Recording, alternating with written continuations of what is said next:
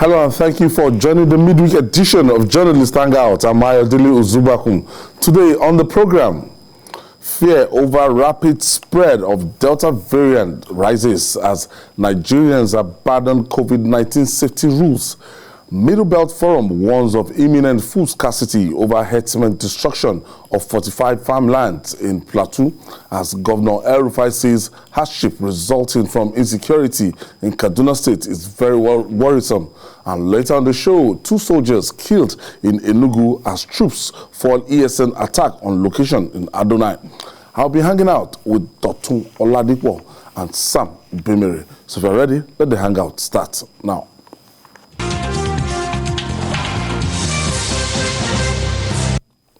Let's begin the show with the great news from the media industry in Nigeria. Now, Ripples Nigeria has been announced as one of the winners of the Google Innovation Challenge for Middle East, Turkey, and Africa. So, congratulations to one of our own. Sam, what's the implication of this? For our industry, first I'd like to begin with Ripples Nigeria. For us, it's a big recognition, it's a global recognition. As a platform that has chased innovation through technology in the last couple of years. So for us, it's a big win in terms of what role we have chosen to play in the industry, and that is bringing innovation to play in all that we do. For Nigeria, it's also a very big win. There were altogether about 329 applications across 35 countries of the world. And we had 22 winners from 14 countries. Nigeria happened to have produced 3 of those winners, and that's why I think that is a very big win for Nigeria. Ripples Nigeria, we have Nige, and one other one, I think, Eda's team, I'm not sure of the name now, but 3 of us, from Nigeria were listed. So like I said, it's a very big win, not just for Ripples Nigeria as a platform, but also for the country. And I want to seize the opportunity to congratulate my colleagues at Ripples Nigeria. Very fantastic team. It's been very hard, serious hard work in the last couple of years. And I think that is also a befitting reward for organizations, especially within the Nigerian media space, that have committed themselves to independent journalism, and innovation. I think others can learn from what we have done and grow the industry. Nigeria is going to be better for it. And we hope that the project that we are bringing, to the industry will also impact not just Nigeria but Africa, because it's something that has to do with geojournalism. Of course, you know that we've got global challenges in the area of the environment and all that. And what we want to do, is targeted at helping Nigeria and indeed the rest of Africa manage our environment and live a sustainable society for the world. Doctor, what's the implication of this? You are also in this sector. Well, I think first congrats to Sam and the team. Thank you. And let me say, it's for me, what should serve as an eye-opener to others. We practitioners, we seem to get too busy producing the news, content as it is, without focusing on those things that can elevate what we do as journalists. Yes, it happens. Because obviously we can't fund all the things we want to do, especially with the economy not running too well. I can tell you that if you ask journalists about this innovation challenge, a lot of them will tell you they don't know about it. So I think too busy producing the news and not elevating the practice. They're not taking the opportunities. It's just like I say, in those days when I was in the print, you ask some people, even the awards organized by Nigeria Media Merit Award and others like them, how many people apply? Whereas we have some very great stories. Outside of, what you have written, but you are so focused on the next story that you are losing sight of the opportunities that can come. The Wale Soyinka journalism platform is there now. Churning out a few things here and there, but investigative journalism. But most of us are locked. So I think I congratulate you for focusing on what should be. Outside this and how we're going to run. I'll quickly go for this break. When we come back, we'll discuss more. Still Journalist Hangouts. Stay with us.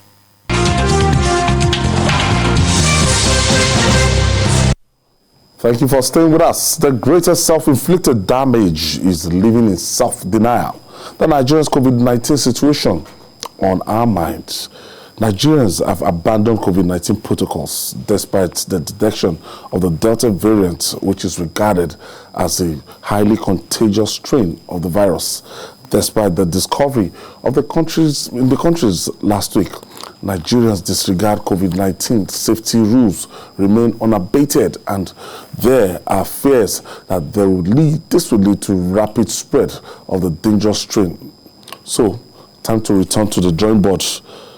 All non-pharmaceutical protocols, we seem to have lost our guard, the momentum, and right now we are talking about that Delta variant, that deadly variant. Well, I was quite happy towards the end of June when the figures from the Nigeria Center for Disease Control comes in daily.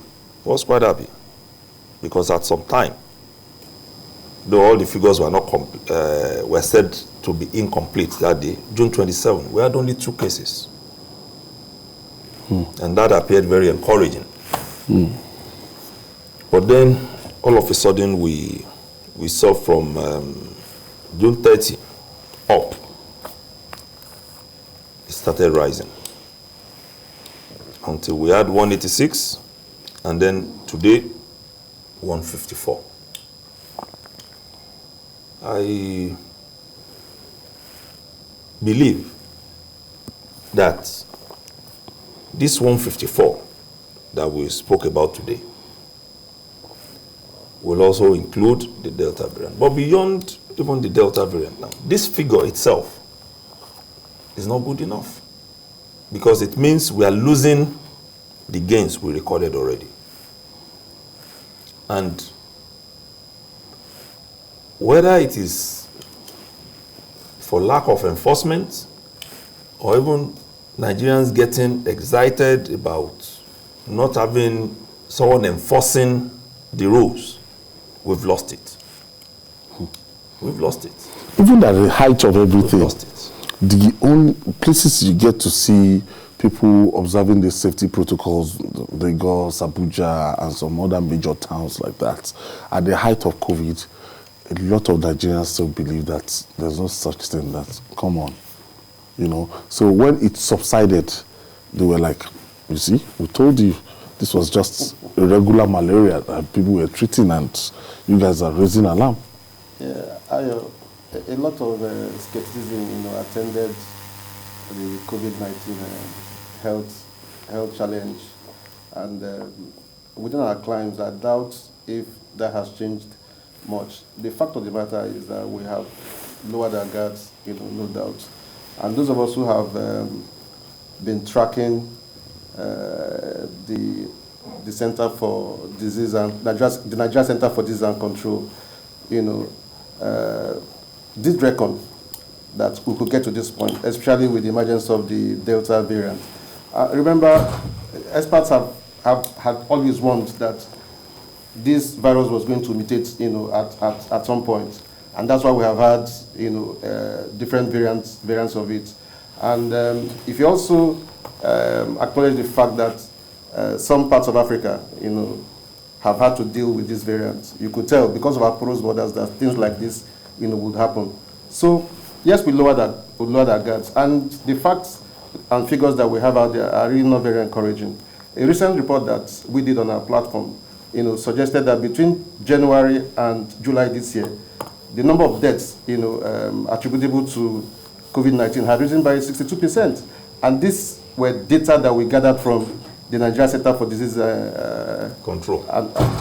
So it shows you that things are not really looking good in terms of adherence to COVID-19 protocols. You hardly find people, wearing their face mask. You hardly find people observing social distancing. You hardly find people in most places, observing the very basic routine, of washing their hands. So the figures don't look good. And if between January and July this year, we have recorded a 62% rise in deaths attributable to to COVID-19, then we should be worried about the Delta variant, which we hear is even deadlier. And we're bad reports. And Ayo, remember, we also don't have a very good record of testing around here. So even when our colleague Dr. talked about statistics, we should be worried, because even those figures that have been bandied around may be far, far higher, because we're not even testing enough. So it's a major challenge. And I think that what we can say, at a forum like this, is to encourage Nigerians, wherever they are, both high and low, to ensure that COVID-19 protocols are still being enforced. And people should just realize that, appreciate the fact that the world is going to contend with this disease for a very long time to come. The global figures are also not looking very good. You understand? If you look at Latin America, Brazil, Turkey, and the rest of them, same challenge. Even the US. And we should just do what is basic, adhere to those basic rules. And that's why, those of us who live within the Lagos area would commend what the governor had done. There was a quick response to it, and we wish that other state governors would also take the lead, to create that level of awareness and ensure that the rules are enforced. Enforcement is key if you are going to be able to contend the COVID-19 pandemic. It's as if right now that you are on your own. The way it was addressed when the first and second wave came out, and there were isolation centers, government was spending money, testing people, taking care of people. Now most of those isolation centers they're closed, and nobody's ready to spend anything on you do it yourself, and it's as if you're just on your own now. Well, I don't think it's as if we're on our own. In Lagos, for instance, what we have seen is, if you are not keeping people in the isolation center, why do you want to leave them open? These isolation centers don't run on inverters. They run 24/7 on diesel generators. You must keep staff there. So if when they are not doing anything, you are still paying them allowances.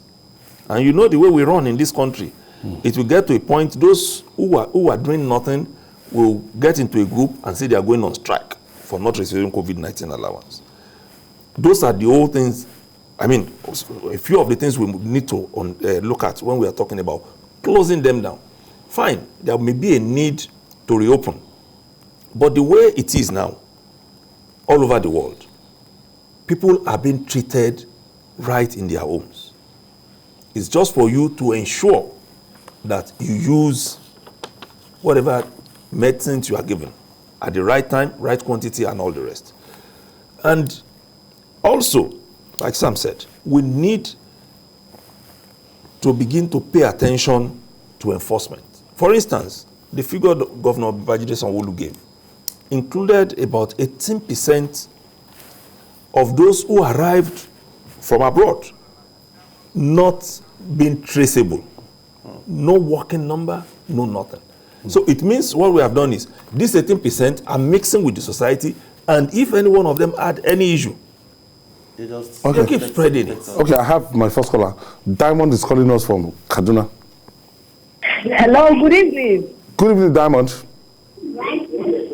Okay, I would just like to say that this particular case. Diamond, please try and come back.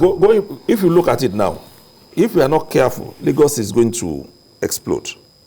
Because if those people pass through Lagos indeed, and they are not caught. And we are leaving them. From the airport. From the airport. Look at it, Lagos still tops, as of today, 60,638 cases. And like Sam said, for me also, my belief is these are conservative figures. Because we are not doing enough testing, and there are so many people who have on their own recovered. And in the process, they are good. So if we are not careful, indeed, we are going to lose it. If we can, at the airport, international airport, lose passengers into the system and we are not able to trace them, I can imagine that will also have happened in Abuja. It would have happened in Kano. And I think, like Sam said, we need to watch it at that level. Otherwise, we are going to lose it. Olushola Julius is calling us from Oyo State. That's Ibadan in Oyo State. Yes. Thank you, Ayo. Good evening. Good evening. Thank you for joining us. The analyst in the house, good evening. Good evening, sir. I'm Olushola Julius from Ibadan, Oyo State capital. Now, we want to appreciate the effort of our people in power for what they have done. But we will still need them to do more. I think the governor of Lagos State, someone said something last week that about 9,000 people have mixed with the congregation of the people in Lagos, and they are still searching for them. They are not traceable. And these people are enough to spread it even to millions. So we want to encourage them to put more effort, although the economy cannot be shut down the way it was done in early 2020. Why? Because for now, Nigerians are depressed already economically, and the security situation is not palatable. But at least we will need them to put out some kind of stringent arrangement that will make Nigerians comply, so that at least life can continue with Nigerians. And again, this virus will not overwhelm us.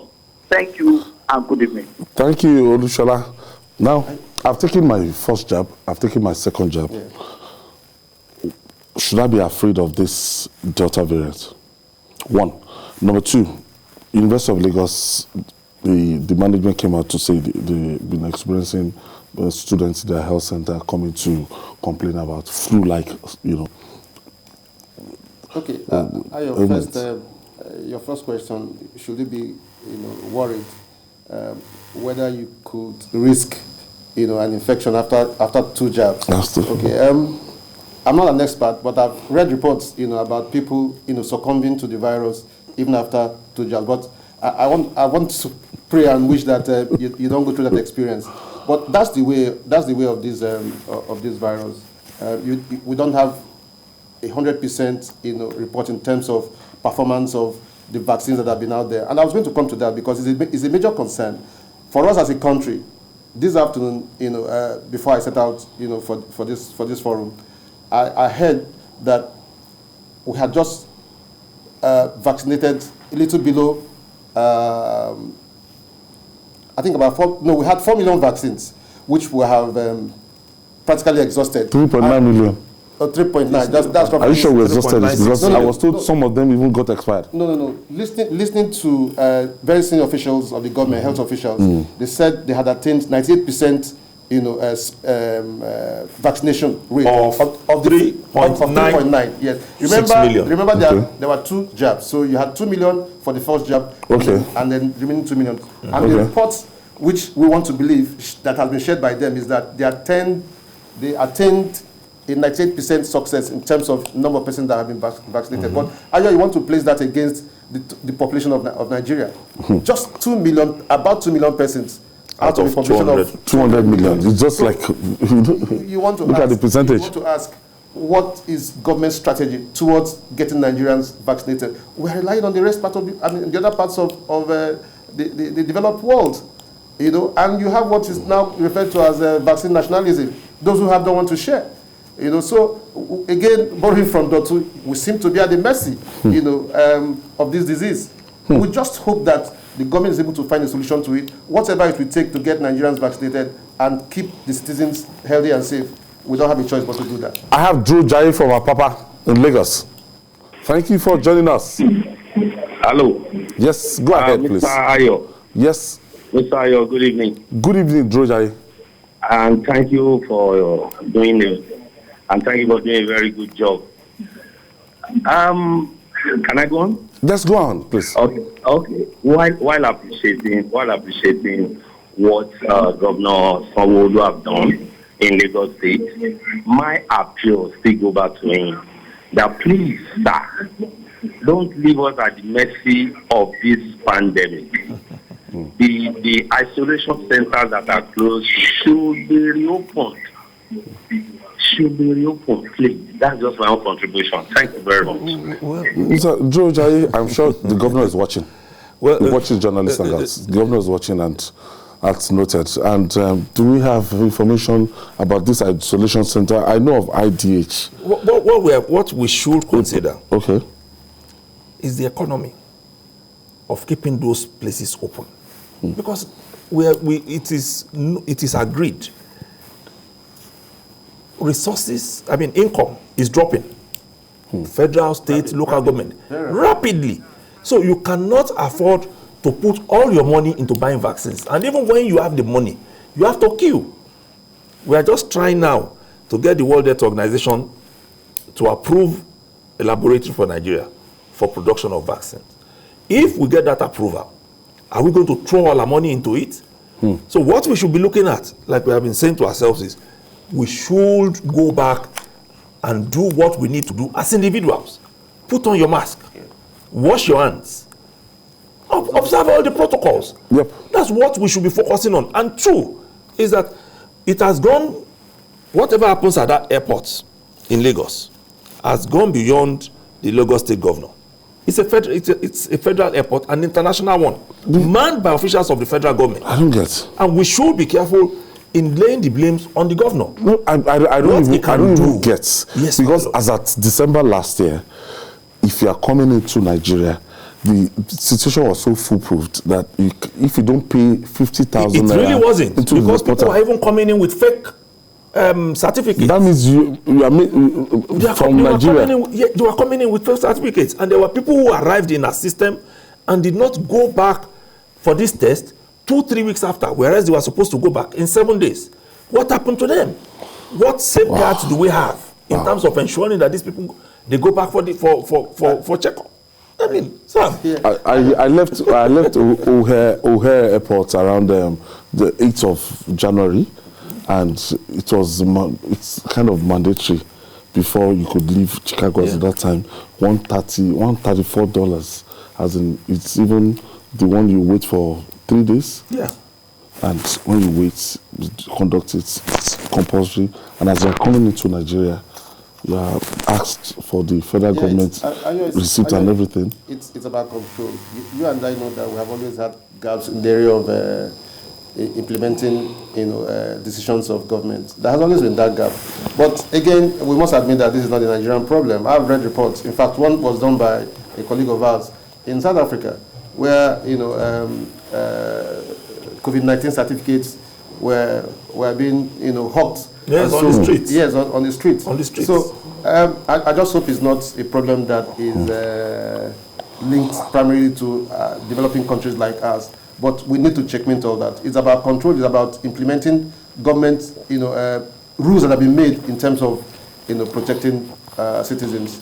And let me add to that the reality now should dawn on us that we should not only be planning for today and tomorrow. We should be planning for 5-10 years. That's what we have lost. That's COVID. Because if we has come to stay. Beyond COVID, if we cannot get a laboratory that is approved to produce a vaccine now in Nigeria, as hyped as our name is, especially against the background of what we now know, how countries that have capacity are holding it. Exactly. And have made up their mind to take care of their citizens first. Even the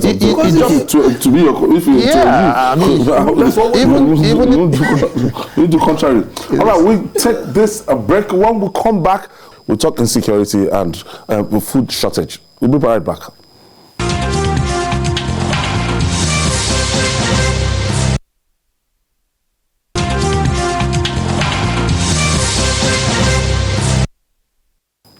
It's a multi-award-winning program reaching you live from TVC News, and I still have Dotun Oladipo and Sam Ibimere with me in the studio. We should have seen it coming that the attending effects of the rising insecurity in Nigeria will be food shortage. That situation is already upon us. The Middle Belt Forum has raised an alarm over massive destruction of over 45 farmlands by criminal herdsmen in several communities in Plateau State. The group laments that cutting down of crops and cutlasses by criminal herdsmen could throw the country into hunger and food shortage. Meanwhile, Governor Nasiru El-Rufai is worried over the hardship caused by insecurity in the states. Speaking in Kaduna on the state of insecurity, Governor El-Rufai said the real agony is reflecting on the lives of the citizen. We have two-faced story here now. The Middle Belt Forum and the attendant effects of the crisis we have around the country. Automatically, this is going to get worse if the situation does not change. Well, it wasn't as if we didn't know it was going to happen. But now the reality is here. Last year, a bag of Gary in Lagos, at some point, early in the year, was about 8,000. The last time we checked, about 2-3 weeks ago, it had gone up to 26,000. A bag of Gary? Yes, sir. That's if it's not more now. So, a bag of Gary. This is what we produce here. We don't import. But those things that we import that we can put as part of the production process will be fertilizer and all the rest. But here, we have the opportunities to produce cassava massively. We are talking about 45 farmlands now. We've had it in the last 3-4 years, so many of them. So by the time you put all of this together, you begin to see that farmers can no longer go to the farm. In Plateau and Benue, especially, we are no longer hearing about all the projects that the International Institute for Tropical Agriculture is doing. IIT, because nobody can go there again. Nobody wants to risk his own life. So all the varieties of things that we have had in place, big mangoes, huge tubers of yam and all the rest coming from those places, they are gone. Wow. And yet, it's only one factor, insecurity. So what it means is, apart from those that guns will kill, we have a larger number that will die from hunger. Because let's put it in real time. A man earns 30,000 naira as wage in a month, minimum. And he has 4 children. How does he feed them with a bag of gari at 26,000? A bag of rice is in the region of 30,000. We are calling big figures. And these are Nigerians whose capacity economically is low. So we are going to have many more dying from hunger. It's not limited to the northern part of the country. It's not limited to, we have that situation too in the south. Yes. But the Middle Belt has always been referred to as the food basket of the country. The way insecurity has spread is not just alarming. It is one that has made a lot of critics, to want to brand Nigeria as a country that is heading towards, a failed state. In the southwest, you have crisis. In the southeast, you have crisis. All over the place, But you and I know that, the bigger problem lies in the northern part of the country. In fact, data that were shared by the Kaduna State government itself, over just a quarter, second quarter, said 222 persons were killed, arising from bandits and bandit attacks and communal clashes. You have 774. These are figures reeled out by the government. In fact, in the case... And which are not... it was some Aruan that was which are being disputed. In fact, the same Sam, the Commissioner for Internal Security and whatever, said that in 12 local governments, farmers are being made to pay tax. We're not quoting outsiders. That is the Kaduna State government saying that 12 reports there are 23 local governments in Kaduna State, meaning that more than half of Kaduna State is under siege. And people are being made to pay taxes to bandits before they can go to farms. Ransom demand rose to 10 billion naira. It's a major crisis for us. And I don't know how else the government at the center can better appreciate the level of insecurity in the country. We just pretend it's okay. That is Kaduna. Same thing in Niger. All right? And we're talking about food prices. Of course, like Dr. said, we have been hit with the reality. We thought it was going to take a while to come. We can't pretend anymore. This country is being overrun by challenges of insecurity. And people are going to starve.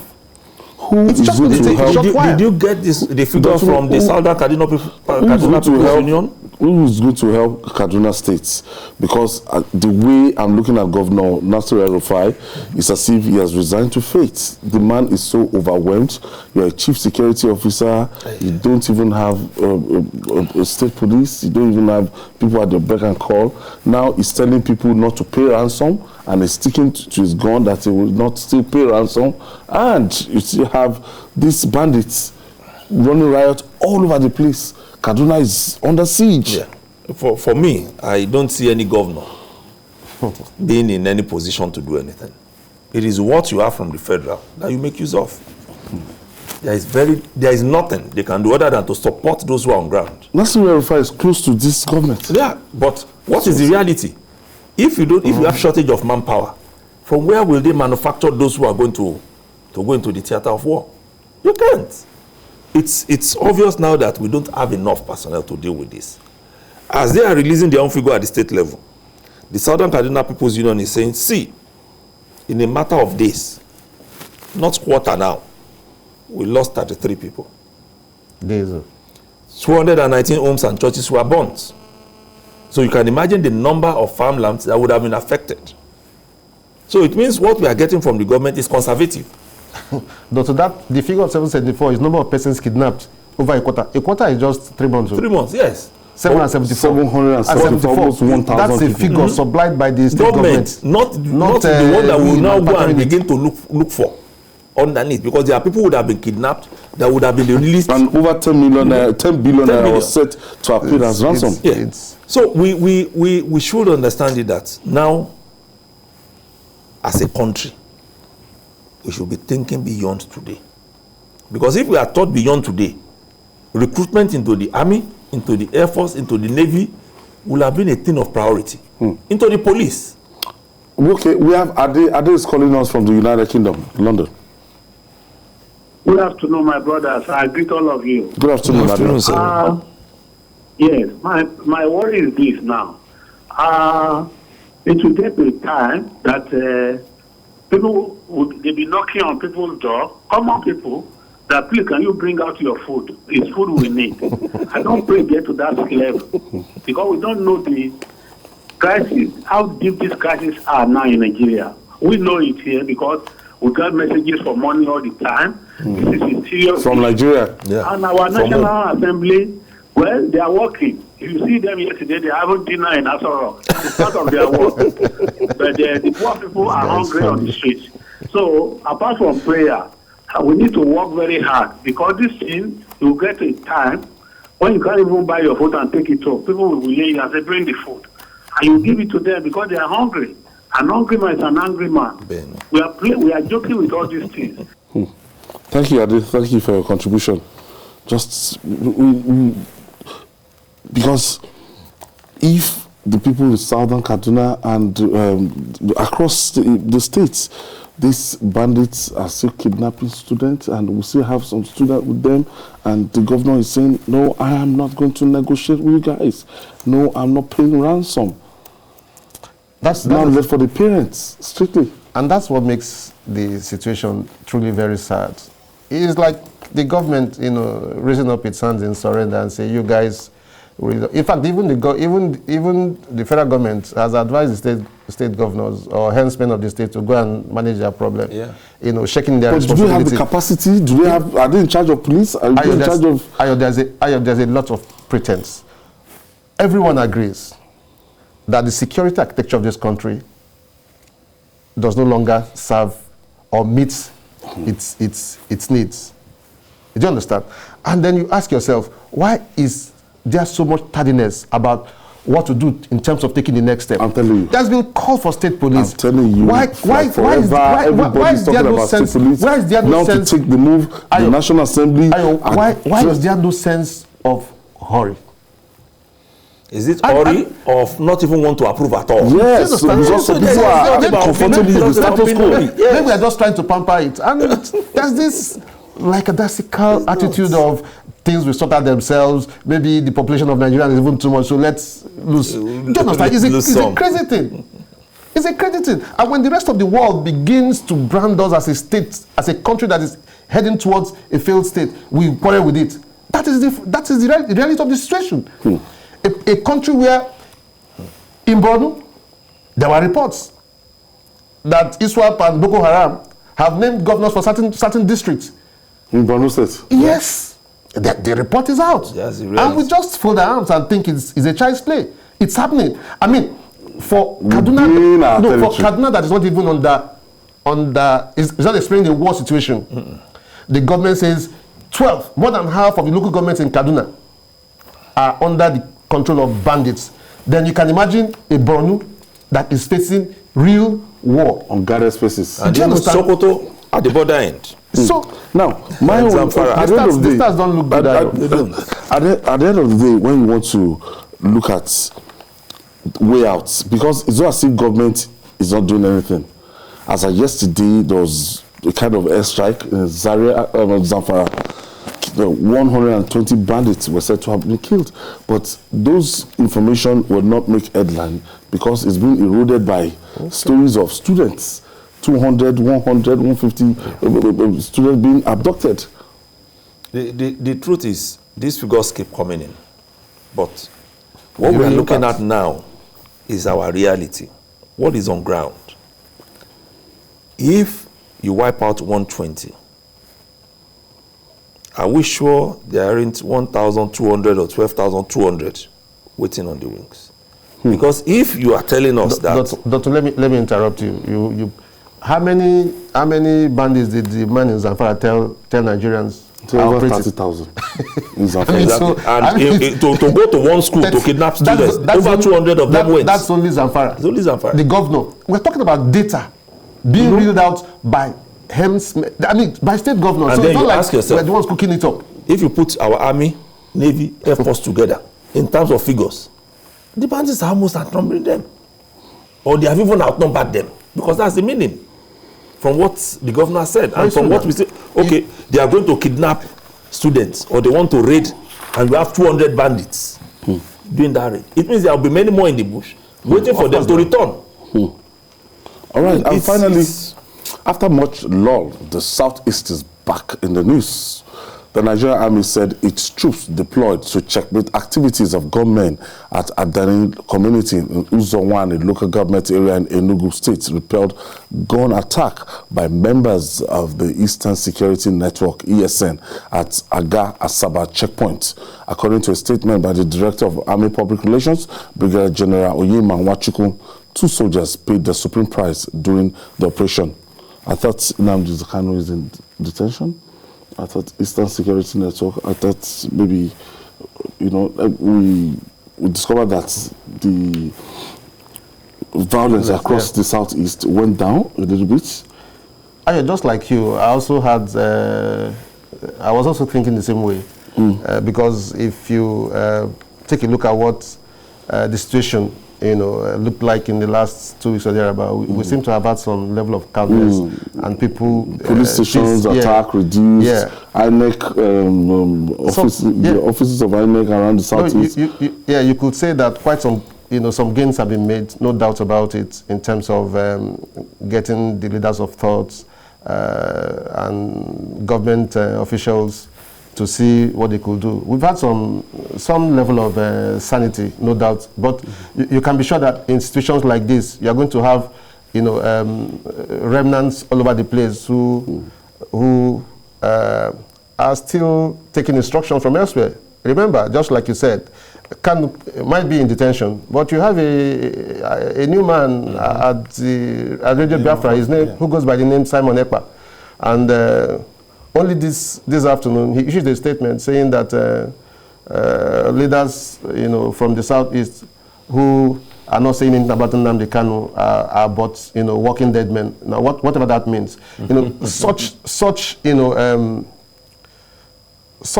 talks, have a way of raising even more tension, within the country. Sam, and that is why you we're have in a better people, position to answer this question. Yes. As in, it seems the people of the Southeast, it seems that the man in question is like a mini hero. That they approve of his activities. Let us not pretend. The question you want to ask is, does Nnamdi Kanu enjoy great following in the Southeast? Among the youths, yes. I can tell you without missing words, he has great followership. He has great followership. Even the federal government acknowledges that. If a man wakes up and says, sit at home, and everyone sits at home, what do you make of that? As the 5 states. Oh, yes. Grounded. So let's not pretend. Does he have such great influence? Oh, yes, he does. Especially among, the youths from that part of the country. Especially the diaspora. They take out time, I can tell you, they take out time to listen to his broadcasts. They take out time. If you tune in and watch the followership, you'll be shocked at the number of persons who tune in when he's making his broadcast.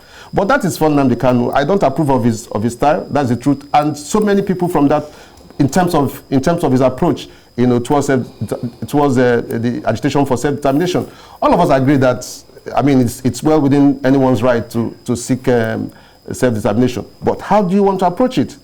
So, but your question, does the man enjoy such following? The answer is YES in capitals. He does. Now, what we're looking at is that the remnant, there's some structure, because my friend Kaide Ogundamisi, at any point in time, I see when I go on his Facebook page, I have started seeing ESN members carrying RPG test training. I don't know, maybe you've seen that visual before. I've started seeing some cell coordination activities, and as at that time, I was so afraid that we're still dealing with bandits up north. Is this what we're going to have? Well, we are seeing so many things. I think government have succeeded in quelling that structure or depleting that structure so far. Well, I would say we are seeing so many things, but like Sam said, one thing we must not lose sight of is these things have reduced, especially the attacks on security formation. True.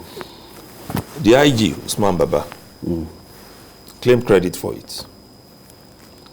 And when you look at what has happened in the last few weeks since he came into office, it's like you are not seeing a man who is doing a lot of talking.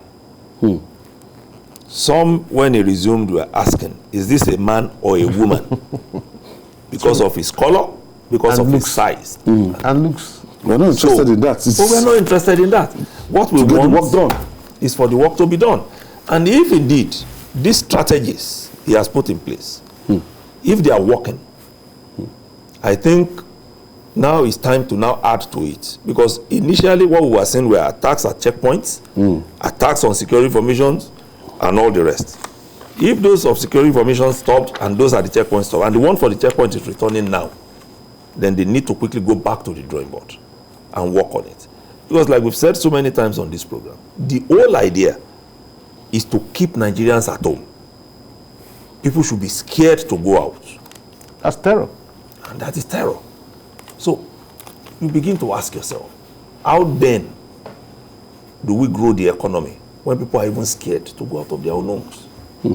And it's happening virtually everywhere. So the Southeast situation is for us to get back and ask Usman Baba and all the others who are service chiefs, what are they? What is the next step? Even we have 82 division located in Enugu. But you ask how much of the division is functional in terms of personnel? Because where you have a division just in name and not in equipment, in personnel, then it's just a division in name. You must have the requisite number. Under that division, there must also be places where they are servicing with units. You have the division, you still have soldiers in Abia State, you have all reporting to a treaty division in Enugu. Are they fully functional? Those are the issues, because you can't. In the past, we don't hear it that people have the effrontery to confront soldiers. We never had it until now. Soldiers. Even seeing them alone on the street, you are scared. You're scared. Okay. You know? I think Linus is calling us from Okoko Michael in Lagos here. Thank you for joining us, Linus.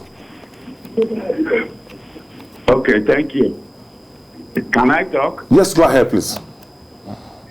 Yes, good evening, Mr. Ozuwaku. Good evening, Linus. I thank God for you and the rest of you there. I want to make a quick contribution. Quickly, Linus. There was an allegation by one Mr. Baraji, who was a member of the APC at some point. He made an allegation that. Hello? Okay, lost him. Okay.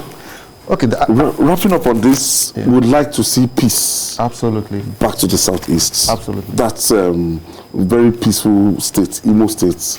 I'm happy that the governor is consolidating. I'm happy that peace has returned, because at a point in time, Imo State was something else. Yeah, and that is why we must, condemn in the very strongest terms, the killing of those soldiers. Yeah.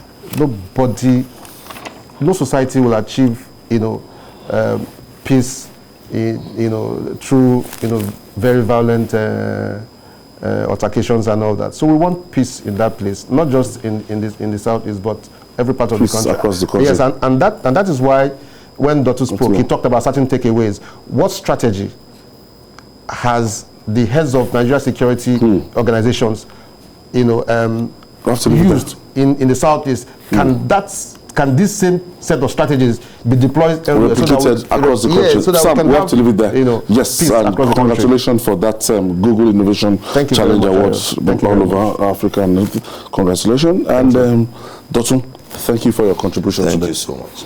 And that's our package today. Join us tomorrow for another episode of the program. And don't forget to join us on Journalist Hangout on Sunday from 1:30 p.m. to 3:30 p.m. for Journalist Hangout on Sunday. We're on YouTube, youtube.com/TVC News Nigeria. I'm Ayodele Zubaku saying see you tomorrow, and God bless Nigeria.